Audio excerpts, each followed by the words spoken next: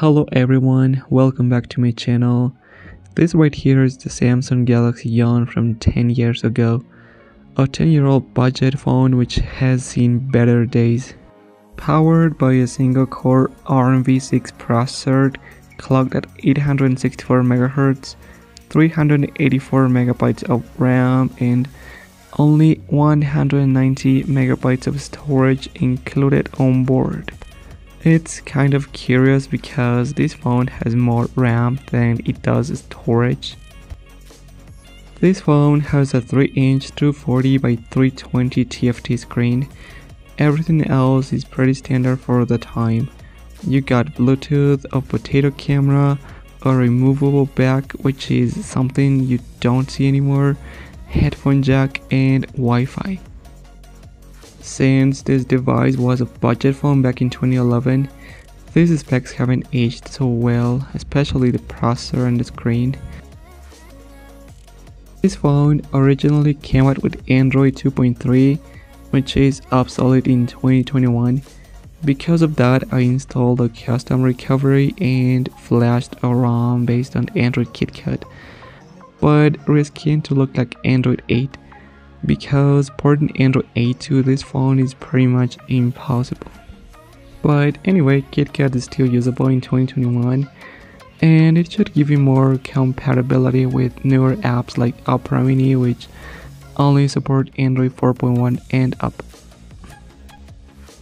When it comes to this ROM, it has modified icons to look like Android 8, new notification and navigation bar, reskinned settings app, among other things. However, I think the nicest thing about this ROM is that it gives me the possibility to overclock the phone up to 1.1 GHz, which is great and it should give this phone some extra needed speed.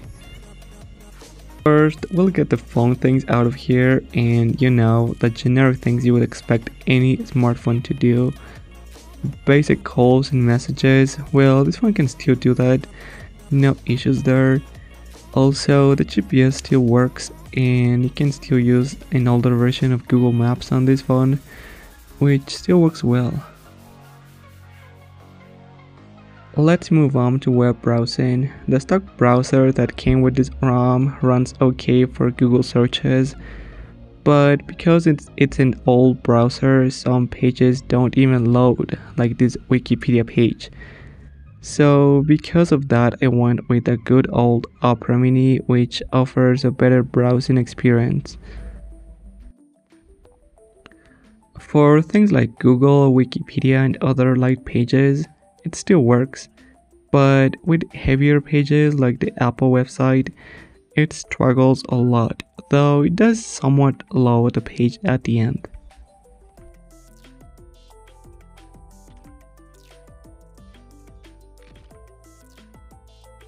Because the YouTube app doesn't work on this phone anymore, I tried watching YouTube videos using Opera Mini, but it wouldn't play anything, and the only time I managed to get something to play, it only played the audio but not the video. Instagram works very well using this older APK, which is cool. You can still see what others have posted and interact with the content, but if you try to post anything, the app just crashes. The latest version of Facebook Lite also works on this old phone, so you can still use it to message your friends and such.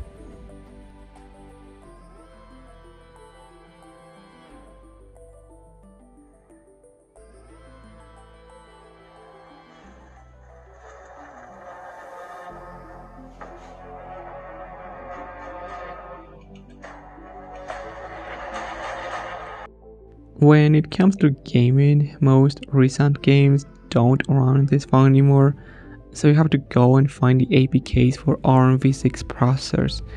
There are plenty of games from 2009 to 2013 that are playable. Among those games you can find the first Nova, Modern Combat 1 and 2, Gangster Miami, Plants vs Zombies, Angry Birds, Asphalt 6 and even GTA 3. but since I was low on storage, I didn't install all of them. But if you want me to make a video focused solely on gaming, let me know in the comments. I couldn't get Temple Run 2 to run on this phone. Guess it was too much for this poor thing.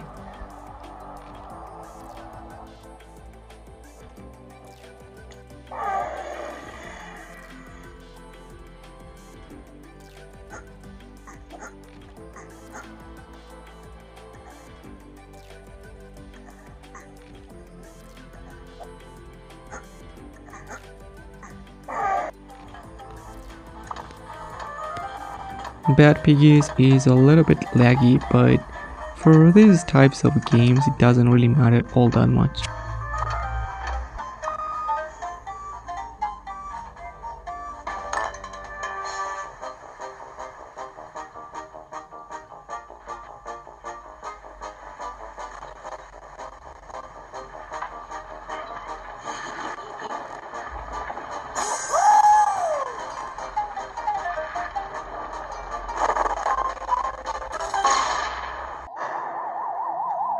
Plants vs Zombies runs very well, but you need to download the APK from a third party in order to play this game.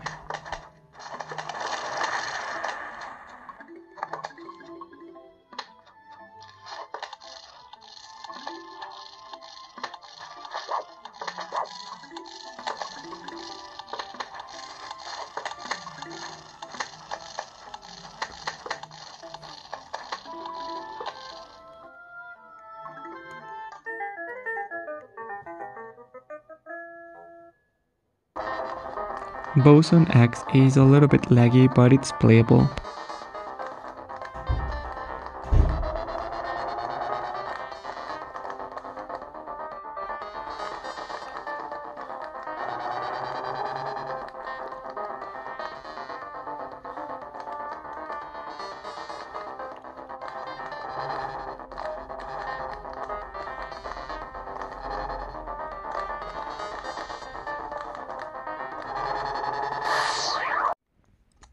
Emulation wise, this phone can handle some basic emulators. In this case, I'm playing Super Mario Bros. 3 for the NES.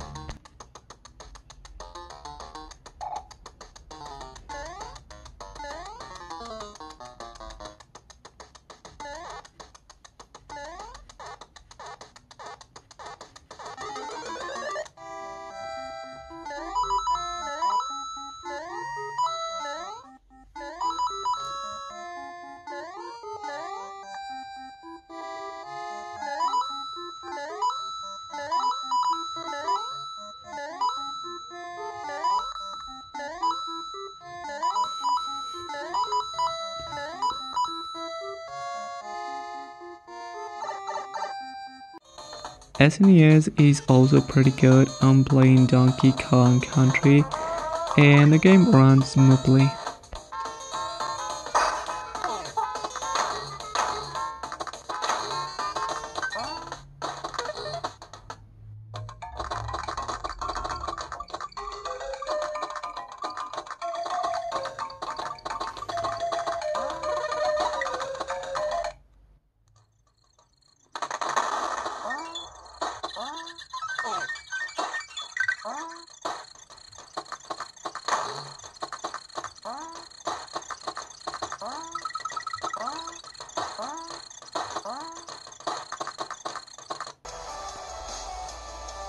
As a video player, it works. I'm using an older version of the MX player, but there's one bad thing with this thing, and it's that it can't play 720p videos, but 480p videos play just fine.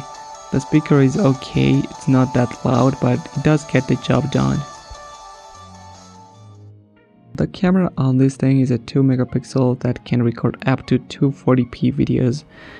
And as you can imagine, photos and videos are as bad as they sound.